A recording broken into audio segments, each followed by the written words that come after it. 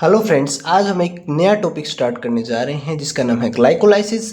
Glycolysis process के 10 steps की हम बात करेंगे, इजी ट्रिक की हेल्प से बात करेंगे।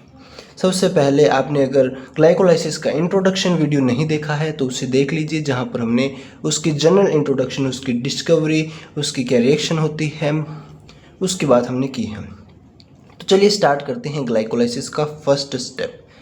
सबसे पहले ग्लाइकोलाइसिस का मीनिंग क्या होता है। ग्लाइको का मतलब होता है शुगर और लाइसिस का मतलब होता है स्प्लिट, ब्रेक डाउन करना।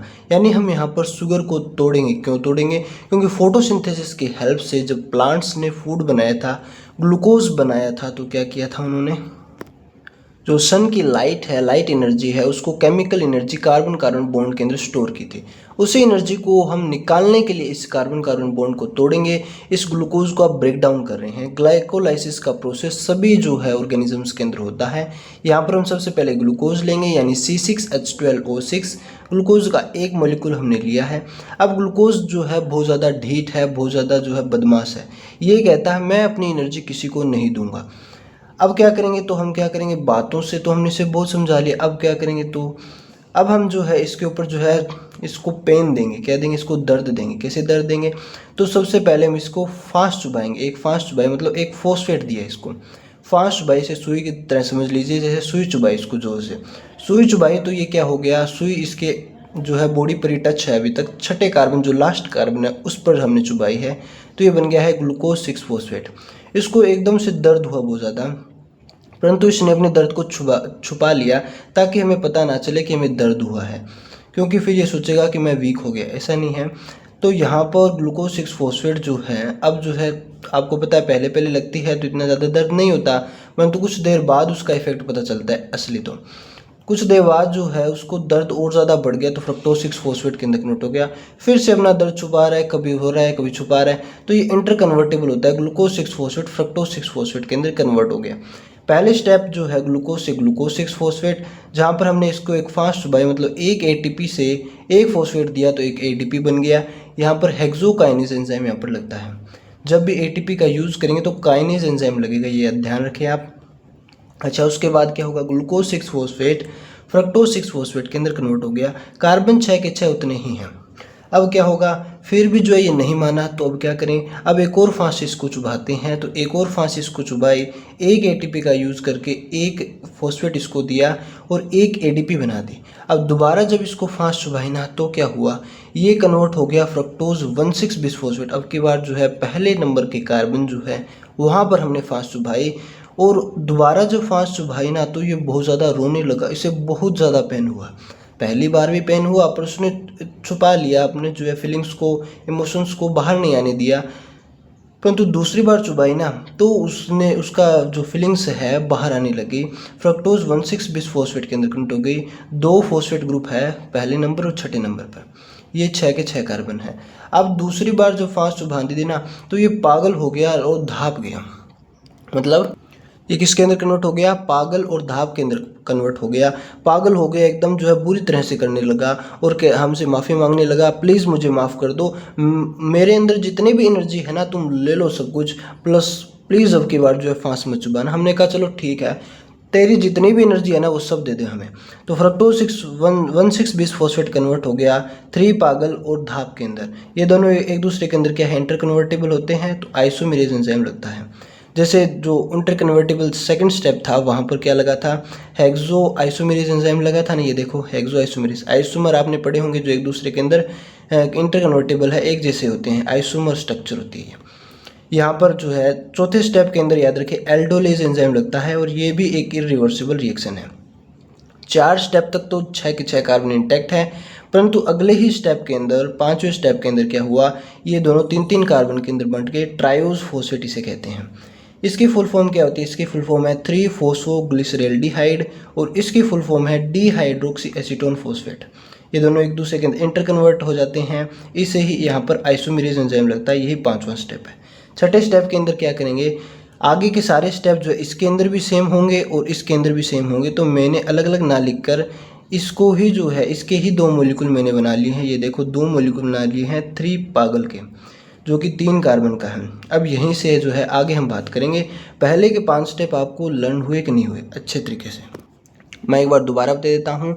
ग्लूकोज पर सबसे पहली फास्ट चुबाई तो ग्लूकोज 6 फॉस्फेट बना क्योंकि छठे कार्बन पर चुबाई है। हेक्सोकाइनेज एंजाइम लगा, काइनेज एंजाइम लगता है यहाँ पर।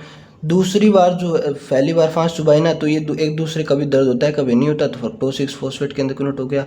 दोबारा फास्ट चुबाई ना, तीसरे स्टेप के अंदर फ्रक्टोज फोस्फोफ्रक्टोकाइनेज यहाँ पर इसे कहते हैं, क्योंकि फ्रक्टोज के ऊपर फास्ट चुबाई है ना, ये देखो वहाँ पर ग्लूकोज जो है हेक्सोज शुगर होती है, इसलिए हेक्सोकाइनेज यहाँ पर कहते हैं, और यहाँ पर फ्रक्टोकाइनेज फोस्फोफ्रक्टोकाइनेज, ठीक है। और ये आइसोमेरेज तो है ही। तीसरी बार फास्ट चुबाई तो फ्रक्टोज 1,6 बिसफॉस्फेट, क्योंकि पहले कार्बन पर फास्ट चुबाई थी। और एल्डोलेज एंजाइम, ये आपको याद रखना होगा एंजाइम। और फाइनली ये पागल और धाप के अंदर कन्वर्ट हो गया, जो कि आइसोमेरेज एंजाइम यहाँ पर लगता है। उसके बाद आगे क्या प्रोसेस है उसकी बात करेंगे। छठे स्टेप को करने से पहले मैंने जो है 2 मॉलिक्यूल ले लिए हैं 3 पागल के। 3 पागल का मतलब होता है 3 फोस्फोग्लिसरल्डिहाइड, एक एल्डिहाइड है। एल्डिहाइड को क्या करेंगे, एसिड के अंदर कन्वर्ट करेंगे। अब ये जो है एटीपी जो है अपनी एनर्जी देना स्टार्ट करेगा। कैसे देना स्टार्ट करेगा, एसिड को, एल्डिहाइड को एसिड के अंदर कन्वर्ट किया, मतलब एल्डिहाइड को जो कि CHO ग्रुप होता है उसको एसिड यानी COOH ग्रुप के अंदर कन्वर्ट करते हैं ना, तो क्या होगा, इसका ऑक्सीडेशन होता है, मतलब हाइड्रोजन का यहाँ से रिमूवल होता है। ये जो हाइड्रोजन है इसका रिमूवल होगा, तब ये एसिड के अंदर कन्वर्ट हो जाता है, OH ग्रुप यहाँ पर लग जाएगा। OH ग्रुप कहाँ से लेगा, ये जो है यहाँ पर इनऑर्गेनिक फॉस्फेट यहाँ पर अंदर डालेंगे, ये आपको याद रखना है। 2 मॉलिक्यूल डालेंगे क्योंकि 2 मॉलिक्यूल ये अब आगे होंगे, सारी जितनी प्रोसेस चीज़ें हम डालेंगे या निकालेंगे 2 ही होंगे वो। तो 2 मॉलिक्यूल जो है इनऑर्गेनिक फॉस्फेट यानी H3PO4 हमने एक बार डाला है। उसके बाद NAD जो है, इस हाइड्रोजन को यहाँ पर रिमूव जो हुआ है, यहाँ से एल्डिहाइड से एसिड बना है, उस हाइड्रोजन को NAD लेने के लिए आएगा और NADH2 के अंदर कन्वर्ट हो जाएगा। 2 NAD आएंगे, 2 क्योंकि 2 H2 रिलीज होंगे तो 2 NADH2 यहाँ पर फॉर्म हो जाएंगे। NAD का यहाँ पर क्या हुआ है, रिडक्शन हुआ है। क्यों, क्योंकि आपने पढ़ा होगा जब हाइड्रोजन अगर कोई एक्सेप्ट करे तो उसका रिडक्शन होता है, अगर कोई रिलीज करे तो उसका ऑक्सीडेशन होता है। इसका ऑक्सीडेशन हुआ है पागल का। और एंजाइम कौन सा लगेगा, ये इरिवर्सिबल प्रोसेस है, एंजाइम लगेगा। पागल से जो है हाइड्रोजन निकला है ना, डीहाइड्रोजनेशन हुआ है ना, तो यहाँ पर लगेगा पागल डीहाइड्रोजनेज एंजाइम लगेगा। ये छठा स्टेप है। यहाँ पर हमें ATP बनली है, इनडायरेक्टली मिले हैं, आगे हम जो इससे ATP बनाएंगे। ये NADH2 है, आगे हम इसकी बात करेंगे। तो देखो हमने 2 बार फास्ट चुबाई ना, 5 अगले स्टेप छठे स्टेप से जो है इसने अपनी ATP देना स्टार्ट कर दिया। 7वें स्टेप के अंदर भी ATP देगा। अब ये कन्वर्ट हो गया था यहाँ से यहाँ पर एसिड, कौन सा एसिड है, 1,3-BPG इसे कहते हैं। 2 मॉलिक्यूल बनते हैं 1,3-बिसफॉस्फोग्लिसरेट या ग्लिसरिक एसिड आप इसे कह सकते हो। ये भी इरिवर्सिबल रिएक्शन होती है, ये सारी इरिवर्सिबल रिएक्शन होगी बस लास्ट स्टेप को छोड़ के। अच्छा, 2 मॉलिक्यूल ये बन गए 1,3-BPGA के। 1,3-BPGA कन्वर्ट हो जाता है 3PGA, 3PGA, 2PGA, फिर पेप और पायरुवेट। बिल्कुल ईजी है ये तो।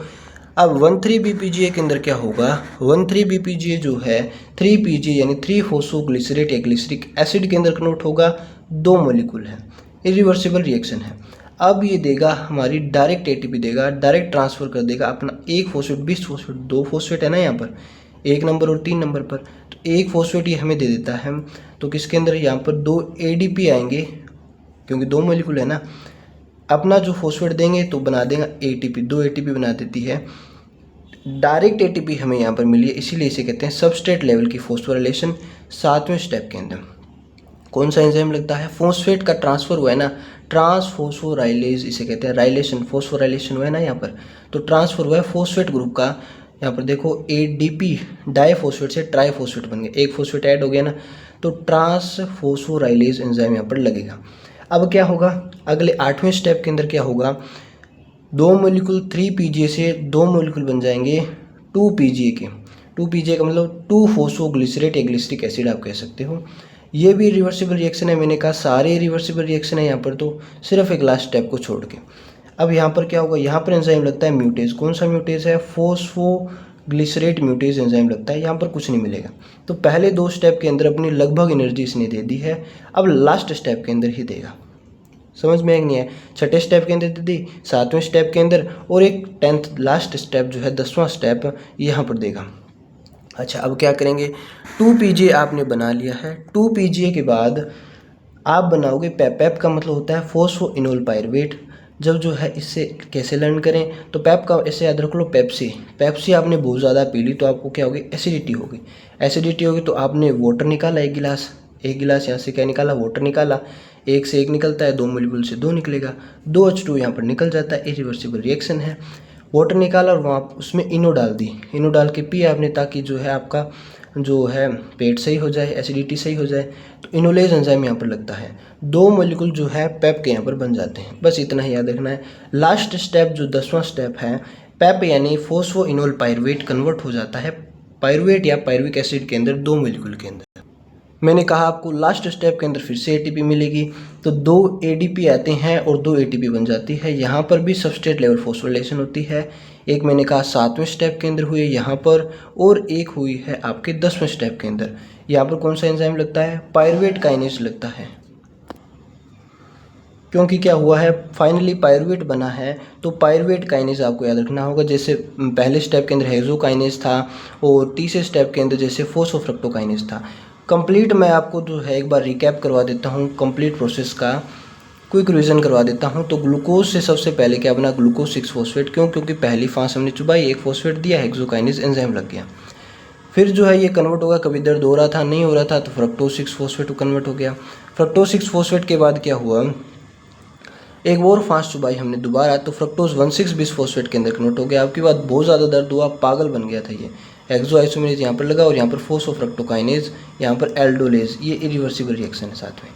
तो पागल हो गया, धाप गया। यहाँ पर ये 5वां स्टेप है, इंटर कन्वर्जन होता है। यहाँ पर आइसोमेरेज 2 मोलिकुल हमने 3 PGA के लिए लिए।